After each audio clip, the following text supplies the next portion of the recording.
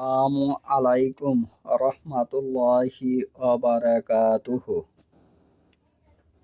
আলহামদুলিল্লাহি ওয়াহদাহু ওয়াসসালাতু ওয়াসসালামু আলা মান লা নাবিয়্যা ইবাদা। আউযু বিল্লাহি মিনাশ শাইতানির রাজিম। বিসমিল্লাহির রহমানির রহিম। কুল্লু বিদআতিন সালালা ওয়া কুল্লু সালালাতিন ফিন্নার।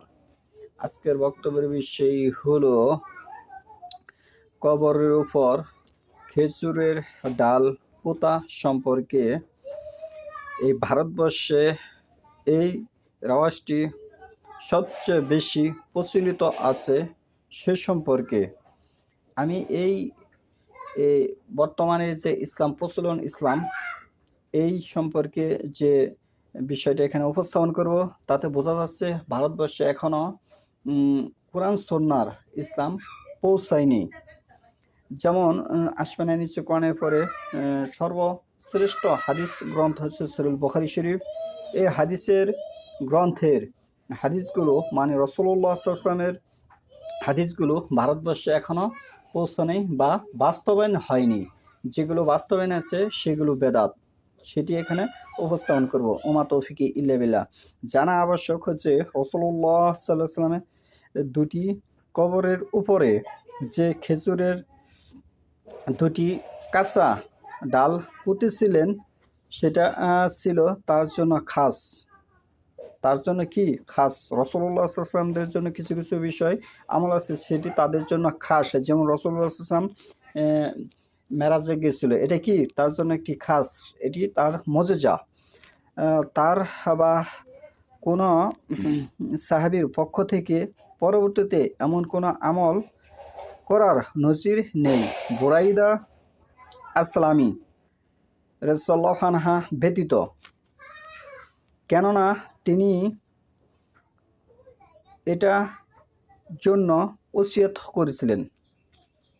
বুরাইদা আসলামী তিনি একজন সাহাবী, তার যে আমলটা এটা তিনি ওসিয়ত করে গিয়েছিলেন। এই হাদিসটি বুখারীতে এসেছে। অতএব এটা স্পষ্ট যে কেবলমাত্র আল্লাহর সন্তুষ্টি অর্জনের উদ্দেশ্যে নেক আমলের কারণেই কবর আযাব মাফ হতে পারে।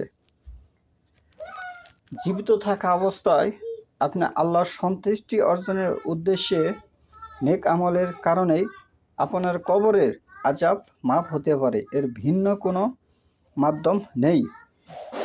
ফুল দেওয়া বা কাঁচা ডাল পোঁতার কারণে নয়। ফুল দেওয়া বা খেজুর গাছের কাঁচা ডাল পুঁতে দেওয়ার কারণে আপনার কবরে আযাব মাফ হবে না। এটি ভুল প্রান্তিক কথাবার্তা। এটি হচ্ছে চরম বেদাত বা শিরিকের বড় শিরিক বা শিরিকে আকবার হিসেবে গণ্য হবে। কারণ যে খেজুরের ডাল পুঁততেই হবে এরকম যদি মনে করেন তাহলে শিরিকে আকবার বা বড় শিরিক হিসেবে গণ্য হবে। কেননা এসবের কোনো প্রভাব মায়েতের উপর পড়ে না। এসবের কোনো প্রভাব মায়েতের উপর পড়বে না, কারণ সে মারা গেছে। আমরা জানি যে একটি লোক মারা গেলে তার আমলের যে একটি খাতা সেটি গুটিয়ে ফেলা হয়, বন্ধ করে দেওয়া হয়। তাহলে আপনি পরে মৃত ব্যক্তির লোকটি মারা গেছে, কবরে মাটি দিয়েছেন, পরে আপনি খেজুরের ডাল পুঁতলে এর সব মৃত ব্যক্তি পাবে, এরকম ধারণা যে পোষণ করবে, যে এটির মধ্যে আমল করবে যে না খেজুরের ডাল লাগবেই, তাহলে সে যেন শিরিকে আকবার বা বড় শিরিক করলো। যেমন আব্দুর রহমান রাদিয়াল্লাহু আনহুর কবরের উপর তাবু টাঙ্গানো দেখে ইবনু উমর রাদিয়াল্লাহু আনহু বলেন, ওটাকে সরিয়ে ফেলো হে বৎস, কেননা ওটা তার আমলের উপরে ছায়া করছে বা বাধা সৃষ্টি করছে। তার আমলের উপরে কি করছে? বাধা সৃষ্টি করছে। তাহলে এই যে একটি বিষয়, এই হাদিসটি এসেছে মুত্তাফাক আলাইহি মিশকাত 338, ফিকহুস সুন্নাহ প্রথম খণ্ড 299 হাদিস।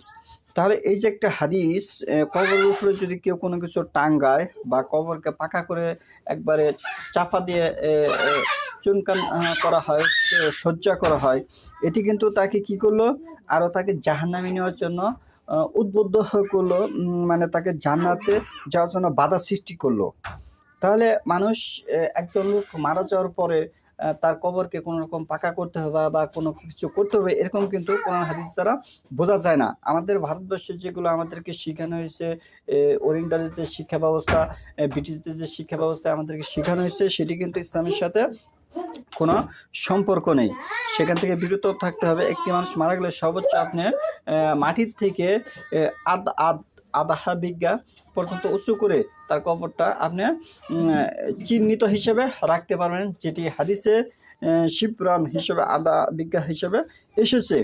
এই হচ্ছে আমাদের ভারতবর্ষের বেদাতি ইসলাম বা সহিহ হাদিসের ইসলাম, যেটি আমি এখানে উপস্থাপন করেছি।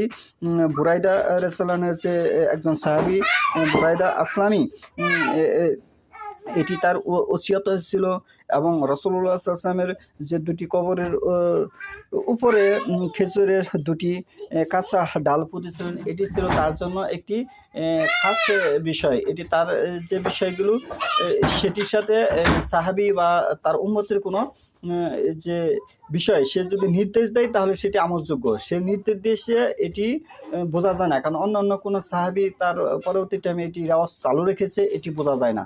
তাহলে এইগুলো যে থেকে আমাদের বিরত থাকতে হবে এবং সেই হাদিসকে মূল্যায়ন করতে হবে, রাসূলুল্লাহ সাল্লাল্লাহু আলাইহি ওয়াসাল্লামকে মূল্যায়ন করতে হবে। এমন কোনো আমল করা যাবে না যে আমলের কারণে আমার আমল বরবাদ হয়ে যায়। দলিল ৪৭ নম্বর সূরা ৩৩ নম্বর আয়াত।